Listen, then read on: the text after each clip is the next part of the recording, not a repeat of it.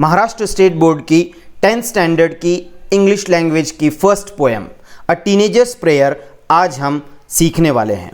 मेरा नाम है एहतिशाम काजी, आप देख रहे हैं एजुकेशनल विजडम यूट्यूब चैनल। तो चलिए शुरू करते हैं। The name of the poem is a teenager's prayer. I will read the poem, look into your books. After my reading I will ask some questions to you. Let's start. Each day brings new beginnings, decisions I must make. I am the only one to choose the road that I will take. I can choose to take the road of life that leads to great success, or travel down the darkened road that leads to great distress. Please open up my eyes, dear Lord, that I might clearly see. Help me stand for what is right. Bring out the best in me. Help, Lord, to just say no when temptation comes my way, that I might keep my body clean and fit for life each day. When my teenage years are over, I know that I will see that life is lived its very best with you walking next to me. J. Morse is the poet of this poem. My first question is, find rhyming word from the first stanza. First stanza के rhyming words easily आप पहचान सकते हैं, फिर भी मैं आपको बता दूंगा कि किस तरह से राइमिंग वर्ड ढूंढना है। हर लाइन का आखिरी वर्ड आप पढ़ेंगे। फॉर एग्जांपल, फर्स्ट लाइन का आखिरी वर्ड है बिगिनिंग्स, सेकेंड लाइन का लास्ट वर्ड मेक, थर्ड का चूज एंड लास्ट का टेक। अब इसमें से हमको राइमिंग वर्ड ढूंढना है। राइमिंग वर्ड किसे कहते हैं? ऐसे वर्ड्स जिनके साउंड सेम हो। बिगिनिंग्स और मेक, इन दोनों के साउंड सेम है क्या? नो। बिगिनिंग्स, मेक, चूज, इन तीनों में से किन्हीं दो वर्ड्स के साउंड्स अगर सेम हो तो वो राइमिंग पेयर्स कहलाएंगे, राइमिंग वर्ड्स कहलाएंगे, लेकिन वैसा भी नहीं है। तो लास्ट वर्ड है टेक। अब इन चारों में से कौन से दो वर्ड्स की आवाज़ें मिलती जुलती हैं? वो है मेक और टेक। इसलिए इस स्टांजा में मेक और टेक ये राइमिंग वर्ड्स हैं, ये राइमिंग वर्ड्स की पेयर है। My next question is, find rhyme scheme of the first stanza. Rhyme scheme कैसे निकालेंगे? वो राइमिंग वर्ड्स हमने जिस तरह से ढूंढा है सेम उसी तरह से, बस हमको हर लाइन के लास्ट वर्ड को नंबर देना है। लेकिन ये नंबर 1 2 3 4 जैसे नहीं होंगे, ABCD जैसे होंगे। फर्स्ट लाइन के आखिरी वर्ड को हम नंबर देंगे A, बिगिनिंग्स को हमने दिया A, मेक को देंगे B। और एक बात याद रखें, जब कभी भी राइमिंग वर्ड आएंगे तो उनको सेम नंबर मिलेंगे। बिगिनिंग्स को A, मेक को B। मेक को B इसलिए दिया गया है क्योंकि बिगिनिंग्स का राइमिंग वर्ड नहीं है वो। चूज को C इसलिए दिया हमने क्योंकि नहीं वो बिगिनिंग्स का राइमिंग वर्ड है और ना ही मेक का राइमिंग वर्ड है। नेक्स्ट है टेक। टेक को क्या नंबर देंगे आप? टेक को हम नंबर देंगे B, क्योंकि ये मेक का राइमिंग वर्ड है। जो मेक को हमने नंबर दिया है वही नंबर टेक को भी दिया जाएगा। तो ये हो गए राइम स्कीम। इसी तरह से आप बचे हुए स्टांजास की भी राइम स्कीम निकाल सकते हैं। तो यही आपका होमवर्क भी है। आपको फर्स्ट स्टांजा के राइमिंग वर्ड्स मैंने बता दिए और राइम स्कीम बता दिए।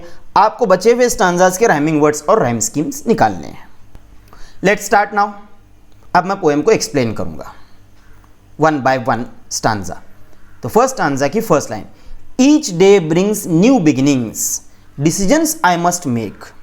ईच डे स्पीकर के पास ब्रिंग्स न्यू बिगिनिंग्स। ब्रिंग्स यानी लाता है। क्या लाता है? New beginnings. Beginnings means startings. नई नई चीजें इसके पास लाता है स्पीकर के पास each day. And I have to make the decisions I must make. और जब ये नई नई चीज़ें स्पीकर के सामने आती हैं, नए नए ऑप्शंस उसको मिलते हैं लाइफ के, तो स्पीकर मस्ट मेक डिसीजंस। उसको डिसाइड करना पड़ता है कौन सी चीज़ को वो एक्सेप्ट करे, कौन सी चीज़ को रिजेक्ट करे।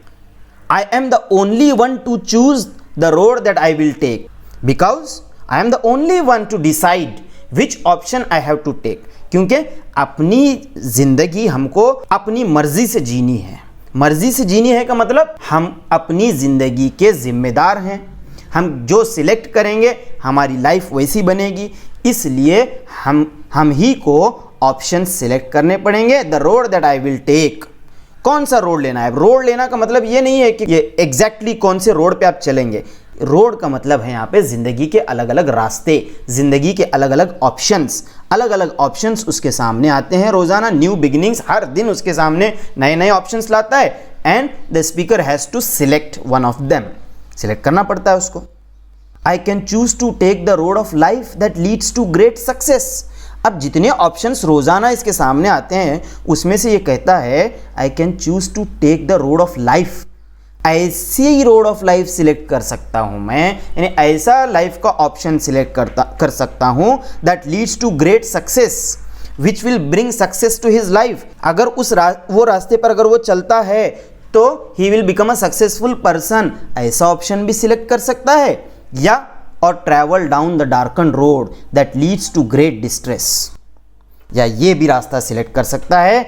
ऐसा रोड कैसा? डार्कन उसके असल माने होते हैं अंधेरा, लेकिन here it refers to evil, बुरा। कोई बुरा रास्ता, कोई गलत रास्ता भी सिलेक्ट कर सकता हूं, और वो गलत रास्ता that leads to great distress, वो डिस्ट्रेस की तरफ ले जाएगा। Distress means great worry and strain. ऐसा रास्ता सिलेक्ट करा, अगर गलत रास्ता सिलेक्ट करता है तो that option will take his life to worries, his life will become full of worries. Life उसकी मुश्किलों में घिर जाएगी, परेशान हो जाएगा वो। इस स्टांजा में पोएट कह रहा है कि दोनों ऑप्शंस उसके सामने होते हैं, चाहे ऐसा रास्ता सिलेक्ट करे जिससे लाइफ सक्सेसफुल बने, या ऐसा रास्ता सिलेक्ट करे जिससे लाइफ खराब हो जाए, उसकी फिक्रें ज़िंदगी की बढ़ जाएं, तो उसको वो डिसीजंस रोज़ाना लेने पड़ते हैं। अब यहाँ तक उसने अपनी लाइफ की सिचुएशन बयान की है। अब आगे थर्ड स्टांजा में एक्चुअल प्रेयर शुरू हो रही है। वो गॉड से कुछ मांग रहा है, खुदा से कुछ मांग रहा है। देखें क्या लिखा हुआ है, please open up my eyes dear Lord that I might clearly see. The speaker is asking the God to open his eyes. आंखें खोलने का मतलब यहाँ पे वो कोई आंख बंद करके सोया हुआ है, गॉड को बोल रहा है कि मेरी आंखें खोल दो, ऐसा नहीं है। Open up my eyes means open up my mind, मेरे माइंड को खोल दो। माइंड को खोल देने का भी मतलब क्या होगा? Please give me the ability, please give me the quality to select और to choose what is right that I might clearly see, ताकि मुझे क्लियरली नजर आए, समझ में आए कौन सा रास्ता सही है, कौन सा रास्ता ज़िंदगी का गलत है। इसलिए open my mind, open my eyes, help me stand for what is right. Next pray जो गॉड से कर रहा है वो है हेल्प। किस चीज़ की help? To stand for what is right. हम देखते हैं बहुत सारी चीज़ें सही होती है, लेकिन बहुत सारे लोग ऐसे भी होते हैं उस सही का साथ नहीं देते हैं। तो ये गॉड से रिक्वेस्ट कर रहा है कि मुझे हेल्प करो, मैं ऐसा बनूं। कैसा बनूं? I should stand for right, जो सही चीज़ नज़र आए मैं उसके साथ खड़ा रहूं, मैं उसका साथ दूं। और एक दुआ आगे मांग रहा है, bring out the best in me. जब गॉड क्वालिटीज़ देगा तो बहुत सारे लोग ऐसे भी होते हैं कि उन क्वालिटीज़ का वो यूज़ नहीं करते हैं अपनी लाइफ में, ना खुद के फ़ायदे के लिए ना दूसरों के फ़ायदे के लिए। तो आखिर में स्पीकर मांग रहा है कि bring out the best in me, I should be able to use all my abilities and qualities. सबसे बेहतरीन मेरे जो क्वालिटीज़ हैं मैं उनको यूज़ कर पाऊँ, ऐसा बनूँ। तो ये था थर्ड स्टांजा। अब कुछ क्वेश्चंस देखते हैं। सबसे पहले ग्रामेटिकल क्वेश्चंस। फर्स्ट स्टांजा की सेकेंड लाइन आप देखिए, डिसीजंस आई मस्ट मेक। आपको इस लाइन में कुछ अलग लग रहा है? बिल्कुल अलग है। ये एक फिगर ऑफ स्पीच इसके अंदर इस्तेमाल हुई है।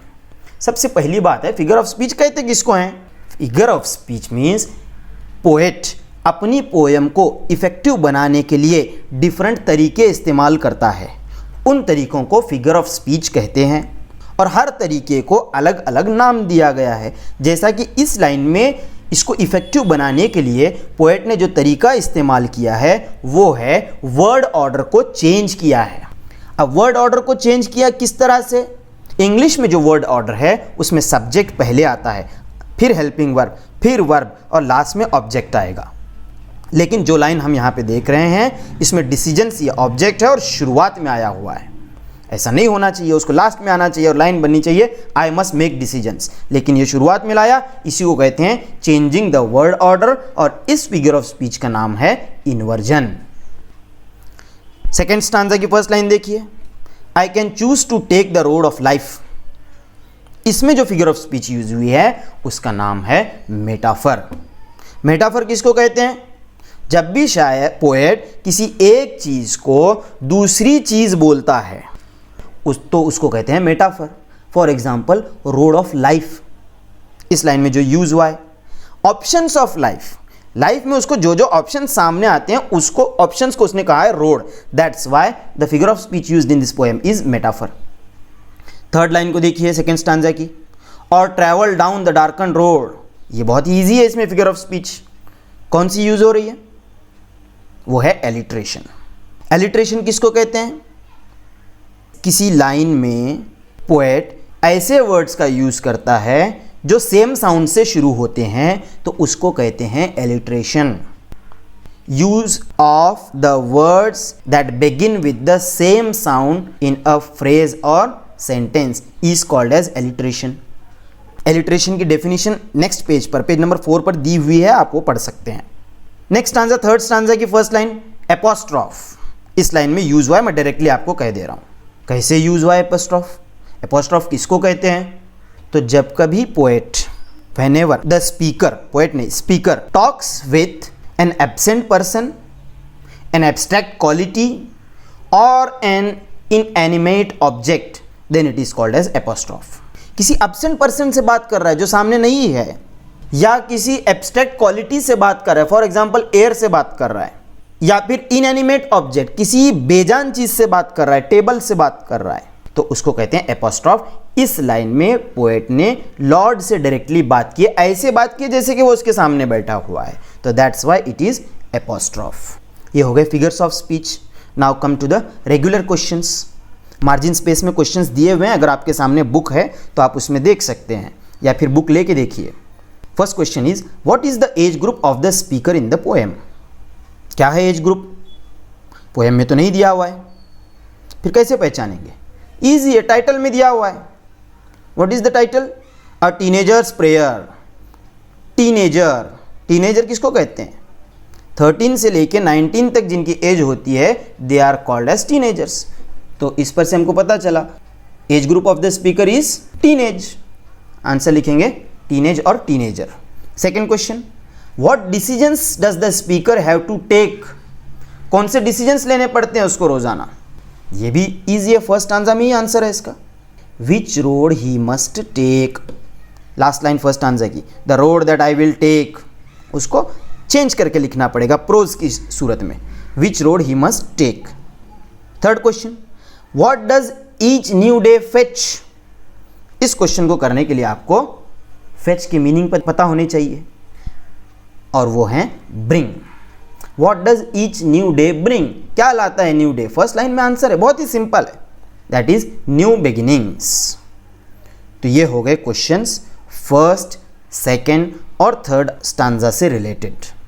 इसमें हमने ग्रामेटिकल क्वेश्चंस भी देखे, रेगुलर क्वेश्चंस भी देखे। ये हो गया first part of the poem. Next part में हम बचे हुए 2 स्टांजास भी देखेंगे और इंग्लिश वर्कशॉप के क्वेश्चंस भी देखेंगे।